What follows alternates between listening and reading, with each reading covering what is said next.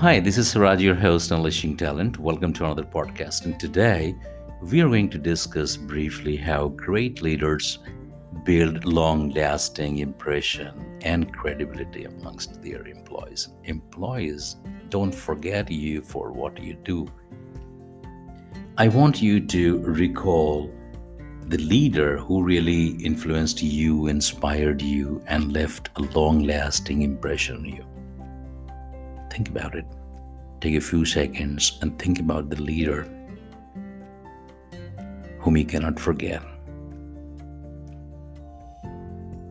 I'm sure majority of you would say, if I ask you, why do you remember that leader? Probably the answer would be the leader valued you. The leader valued you for what you were, and the leader helped you ignite your talent and potential. And that's how we remember people. So, here are some quick ways in terms of how you could influence your employees and build very, very long lasting credibility. Number one, in my view, is use the power of a smile and convey the positivity. When you walk down the floor, people look at you, and when you smile, you kind of get connected emotionally with your employees and they feel lifted, be it the meeting or the boardroom or employees in general. The next important thing, number two, is give them time. It's very important that you allocate some time for your people, for your team. Value their strength, respect them for who they are. Don't get trapped into the idea of who they are and what you want them to be. The first thing you have to do is to value them. Remember, you're a leader. Number three, engage with them along with your direct reports and discuss some of the business decisions and business stuff with them and ask them to share their thoughts. Number four, I think, is value their opinions and their ideas and maybe implement some of those ideas. So when you finally present your accomplishments before the board or before an external agency, your employees can relate to what they have contributed on those slides, and that's how you build long lasting impressions because employees feel valued. Number five, I think, is creating trust in them for you. Do they trust you, and what is it that you do to make them trust in you, your ideas and your plans, and how you align them to your vision and to your goals, and how they feel that the organizational goals and the strategies are their own and they own it as the owner of the organization, and you have a role to play there. Number six, I guess, would be make them feel secured. And remember, these are not in sequence. Make them feel secured. An employee works for his or her family, and it is your responsibility as a leader to make the employee feel that his or her job is secured and they don't get trapped into the hearsay or some changes are happening in the organization and they start feeling scared of losing their job. That's not, and sometimes you don't want to do that, but because of your engagements and your preoccupation and you are busy with your stuff, don't scare them knowingly, unknowingly, and don't shock them with bad news if they are not included into plans and strategies. Then you might shock them, and sometimes you don't care, but that's not the right place for you to be if you want to leave a lasting impression and build credibility.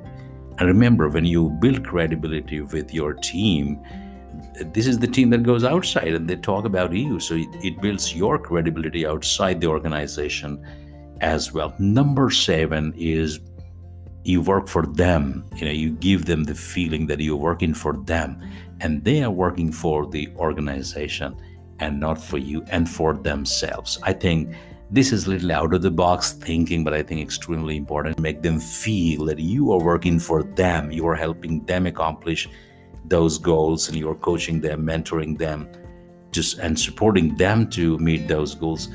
Number eight is listen to them. Find out opportunities to listen to them. And when you get that, remember, employees don't openly come and talk to you. they don't feel comfortable. They don't share their ideas. They kind of perceived who you are, how you are, and your leadership style, and then they decide whether they want to share with you or they don't want to share with you. So you have to create situations for you so that you listen to them and ask them questions and listen to them more. So you move from speaking to listening more and empathize with them, understand, and make them feel that what they are saying is correct and it has a value, and also try to find out value in them, right? And then you would be able to get the ideas in terms of how you could coach them, mentor them, and develop. The number 9 is you have the responsibility to foster the right culture in the organization and respect people, right? Maybe open door policy, or respecting them for who they are, taking care of the diversity aspect, and people should not feel ignored or get trapped into the bias, or you don't get trapped into the bias. So you have to make efforts to foster open culture in the organization so that the communication channels open and people feel encouraged to talk about the stuff. Number 10 is connect with them at the emotional level. They must feel lifted when they see you, when they think of you, and when they think of their job and you as a leader. You may be the direct leader for them, or you may be the indirect leader for them, irrespective of the position you are. If you are in a position of a leader, remember, it is not just the direct reports of yours or the direct employees within your vertical or within your organization who get influenced by you wrongly or rightly. It is the entire organization that looks up to you.